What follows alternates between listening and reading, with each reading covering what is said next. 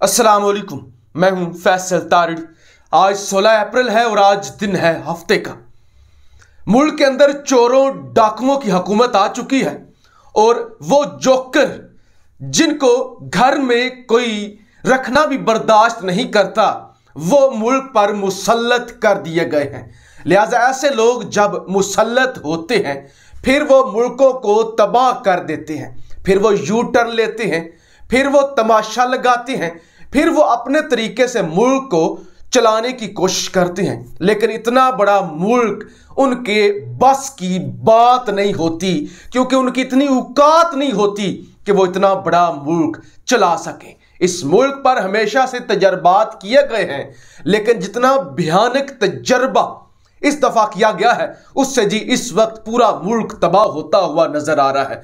पूरे मुल्क के अंदर अफरा तफरी है, तबाही है, सड़कों पर तमाशा लगा हुआ है और दमादम मस्त कलंदर हो रहा है। खास तौर पे पंजाब के अंदर अगर आप देखें तो वहां पे कमांडर्स तलब कर लिए गए हैं। सबसे पहले अदालती हुक्म पर जनाब कार्रवाई शुरू हुई ऐवान की और दोस्त मोहम्मद मजारी को जूते पड़े। वो आपने सारी सूरत हाल देखी, वीडियोस देखी।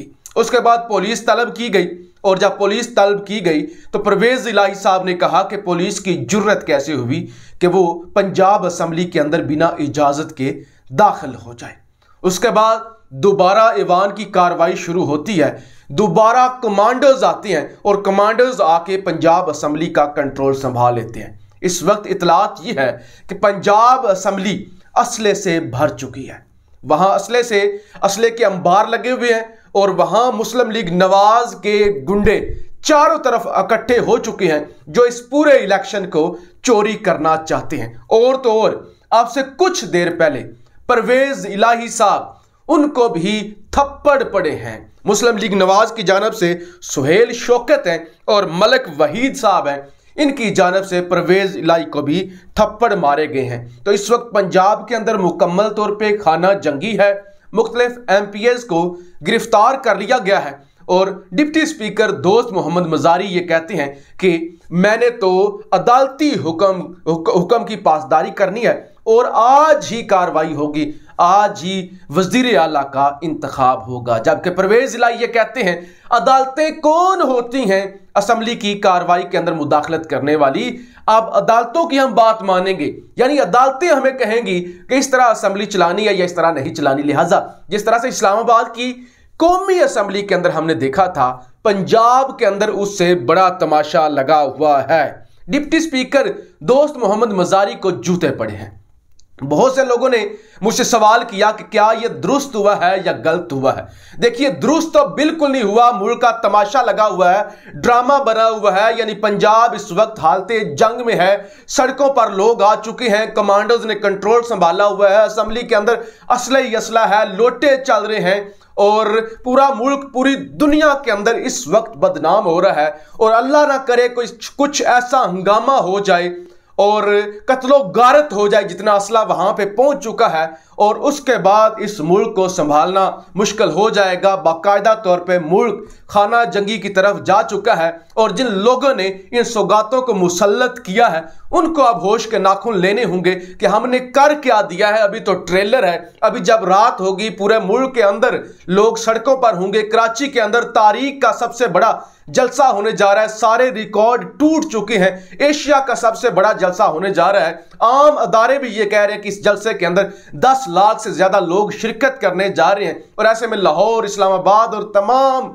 शहरों के अंदर लोग सड़कों पर निकल रहे हैं। एक भी दहशतगर्दी की कार्रवाई हो गई, किसी जगह पे भी कारकन गुत्थम गुत्था हो गए तो फिर क्या तमाशा होगा। जहां तक दोस्त मोहम्मद मजारी की बात है, देखिए एक शख्स जिसको PTI ने इज्जत दी, एक यंग MPA PTI ने कहा कि यंग है, हमें नौजवानों को आगे लेकर आना है, लिहाजा नौजवान को इज्जत बख्शी, उसे डिप्टी स्पीकर बना दिया। वो डिप्टी स्पीकर बना तो डिप्टी स्पीकर एक न्यूट्रल बंदा होता है जिसने पूरे हाउस को चलाना होता है, लेकिन वो बजाय अपनी पार्टी की तरफ उसका टिल्ट होता बल्कि वो बिक गया, उसे मुस्लिम लीग नवाज ने खरीद लिया। लिहाजा ये कहां की गैरत है, ये कहां की ये इज्जत है कि एक डिप्टी स्पीकर जिसको एक पार्टी ने इतने इख्तियारात दिए, इतनी इज्जत दी, वो हमजा शहबाज के आगे बिक गया।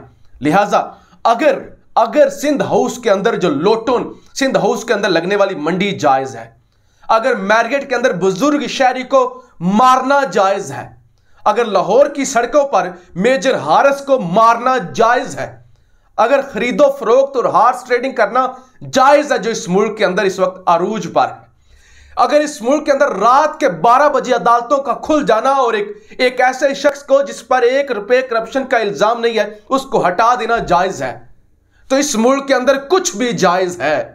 इस मुल्क के अंदर आप कुछ भी जायज समझ लें, जहां पे यह कॉन्सेप्ट ही नहीं समझ आ सकी कि मुदाखलत क्या होती है, साजिश क्या होती है। जहां पे एक शख्स जिस पर तारीख के अंदर करप्शन का इल्जाम नहीं है, बल्कि इल्जाम यह है कि वो मुहिब्बे वतन था, इल्जाम यह है कि वो गैरतमंद था, इल्जाम यह है कि वो उम्मत मुस्लिमा की बात करता था, इल्जाम यह है कि वो खुददार था, लेकिन बदमाशा की हुकूमत भी नहीं चल रही। इस वीडियो के थंबनेल पर आपने पढ़ा होगा कि शहबाज शरीफ का भी आप समझ लें धड़न तख्ता हो गया। मैं आपको बताता हूं, आज पीपल्स पार्टी ने वजारतें लेने से इनकार कर दिया। वो कहते हैं हमें सदर पाकिस्तान तो बनाएं, हमें स्पीकर कौमी असम्बली तो बनाएं, हमें सेनेट का चेयरमैन भी बनाएं, लेकिन हम वजारतें नहीं लेंगे। वजारतें क्यों नहीं लेंगे? क्योंकि ये जो जूतियां पड़ रही हैं ना, इस वक्त जो एक रस्म चल पड़ी है और बगावत आम हो गई है और सरेआम अब होती हुई नजर आएगी, इसका निशाना पीपल्स पार्टी नहीं बनना चाहती। जरदारी बड़ा अक्लमंद है, उसका मकसद यह है कि पीछे बैठ के शहबाज शरीफ को असल में कंट्रोल वही करे, ताकत का सरचश्मा असल में जरदारी ही हो, आगे डमी वजीर आजम शहबाज शरीफ हो, लेकिन वजारतें लेंगे तो बदनाम हो जाएंगे जिस तरह से हवा चली हुई है इस वक्त। लिहाजा अमली तौर पे पीपल्स पार्टी पीछे हटती हुई नजर आ रही है और यह हुकूमत 2 सीटों से बनी हुई है। MQM जिसको अच्छी खासी जिनको इज्जत मिली हुई थी, 2 अहम मिनिस्ट्रियां मिली हुई थी, आगे साहब हुकूमत ने कहा था आपको गवर्नर भी बना देते हैं, वो भी छोड़ गए, लानतें उनके भी मुकद्दर में थी, वो भी बेइज्जत हो गए और आज कराची के अंदर जिस तरह से उनका जनाजा निकल रहा है। लिहाजा उन लोगों ने भी यानी MQM ने भी अब वजारतें लेने से यानी काबीना का हिस्सा बनने से इनकार कर दिया। यानी पहले इतने दिन मुज़ाकरात होते रहे, ये मिनिस्ट्री दोगे तो आते हैं, ये मिनिस्ट्री दोगे तो आती हैं, हमें वजारत खारजा मिलेगी, हमें फलां वाली वजारत मिलेगी, अब सारे हाथ खड़े कर गए हैं, सारे हाथ खड़े कर गए हैं कि हमें कोई भी वजारत नहीं चाहिए, हमें नहीं चाहिए। शहबाज यार तुम चलाओ, सारी वजारतें नून लीग को दो, हमें नहीं चाहिए। यानी यह नौबत इस वक्त आ चुकी है।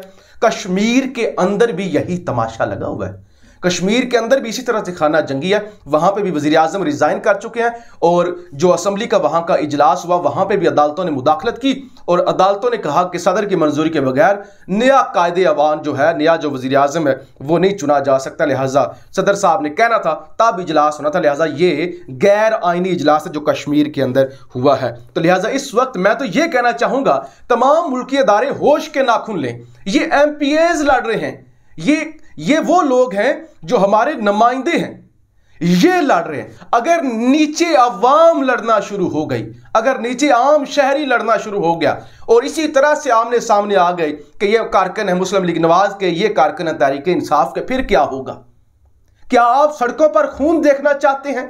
क्या जब दुनिया तीसरी आलमी जंग की तरफ जा रही है बड़ी तेजी के साथ और आप पाकिस्तान के अंदर एक सिविल वार चाहते हैं, जबकि इस वक्त पंजाब असम्बली के अंदर दोबारा इतलात है कि पुलिस और फौज और रेंजर पहुंच चुकी है और पूरी पंजाब असम्बली को जो है वो घेर लिया गया। मरियम नवाज ये कहती है कि ये फसाद की जड़ है, PTI फसाद की जड़ है, लिहाजा इस फसाद की जड़ को हम उखाड़ फेंकेंगे। लिहाजा इस वक्त पुलिस जो पहुंची है पंजाब असम्बली के अंदर, उन्होंने बुलेट प्रूफ जैकेट्स पहनी हुई हैं। यानी इतना खतरा, इस लेवल का खतरा मौजूद है कि उन्होंने बुलेट प्रूफ जैकेट्स पहनी हुई हैं क्योंकि ईवान के अंदर भी जो नवाज लीग के गुंडे हैं उनके पास असला मौजूद है। और आपको पता है इनकी एक कार्रवाई रही है हमेशा से, ये गुल्लू भट्ट है, ये मॉडल टाउन के अंदर सरेआम दरूद पढ़ने वाले लोगों को मारते हैं। अब शहबाज शरीफ ने यू टर्न लेने भी शुरू कर दिए, हुकूमत नहीं चल रही, धड़न तख्ता होने जा रहा है, नहीं चल रही। पहले 5 दिनों में 3 यू टर्न, पहला पेंशन बढ़ाएंगे, तनख्वाहें बढ़ाएंगे, यू टर्न, तेल की कीमतों वाला यू टर्न, और उसके बाद जनाब आज क्या यू टर्न लिया गया है? जो हफ्ते और इतवार की 2 छुट्टियां थी वो दोबारा बहाल करने जा रहे हैं। जो कहा था ना कि छुट्टियां खत्म होंगी, हफ्ते की छुट्टी नहीं होगी जनाब, एक दिन सिर्फ छुट्टी होगी, आप दूसरी छुट्टी भी बहाल करने जा रहे हैं। और एक और शहबाज शरीफ का तमाशा देखिए, आज इस्लामाबाद के अंदर एक जगह रावल चौक पे एक बन रहा है फ्लाईओवर। अच्छा, उस फ्लाईओवर का दौरा करने के लिए शहबाज शरीफ गया, वहां पे जी प्रोटोकॉल दिया गया और एक कारपेट बिछाई गई, रेड कारपेट।